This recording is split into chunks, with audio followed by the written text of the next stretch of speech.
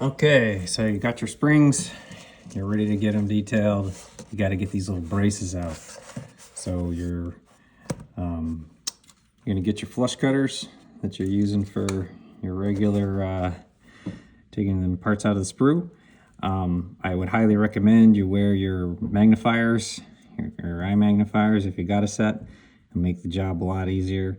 You're gonna use the flat end of the flush cutters is going to always face the spring, and so that you're trimming it right up flush to the coil of the spring. And you're going to walk through them. You're going to do each one just like in a row so that you're not skipping any. And I'm just going to go through and we're going to do one so you can see the process. And I'm just holding the spring and turning it, keeping the flush cutters in the same spot, and just going down the line. Bang, bang, bang. You're gonna go all the way through, you're gonna get to the other end, and then you're gonna turn it over and you're gonna do the exact same thing, and each one's just gonna fall off. I'll probably try to do this a little bit, maybe a time lapse when I get this into the regular video, but it is pretty boring once you see what you're doing, once you know what you're doing. You don't need to watch 500 different clips, but it don't take too long. You don't need to get everyone out if you don't want to. It's up to you. I did spray up a set of these and left them in there just to see what they look like, and you really can barely even tell. But that's up to you. As you get down towards the end, you're going to have to kind of hold it from the opposite side so you can get the last few.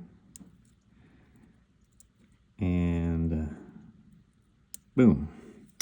So that's one side. Now I'm flipping the spring over, and now I'm going to walk right on down. And now each time I do a clip now, it's gone. It's no longer there.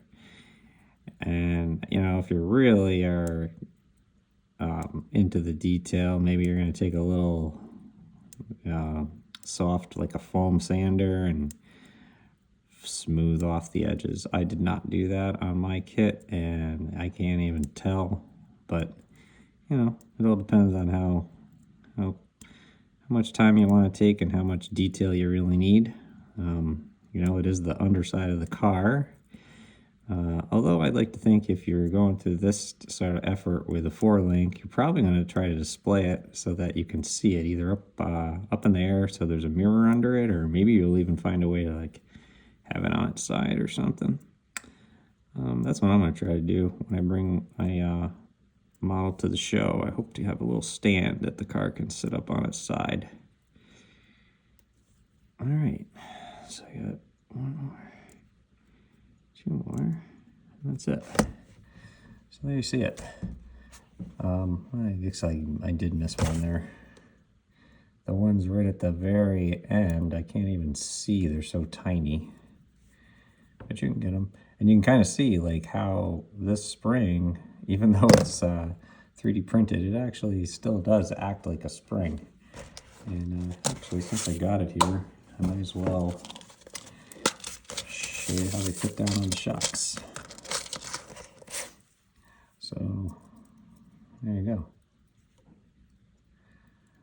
And then the keeper goes down, and it'll compress it a little bit. I had to kind of choose the spring that's kind of in the middle since the kit comes with 3 different size shocks. So there you have it. That's how you remove the nibs out of the springs for the Heath Model Works 4-link suspension. Thanks for watching my video. Good luck. Happy modeling.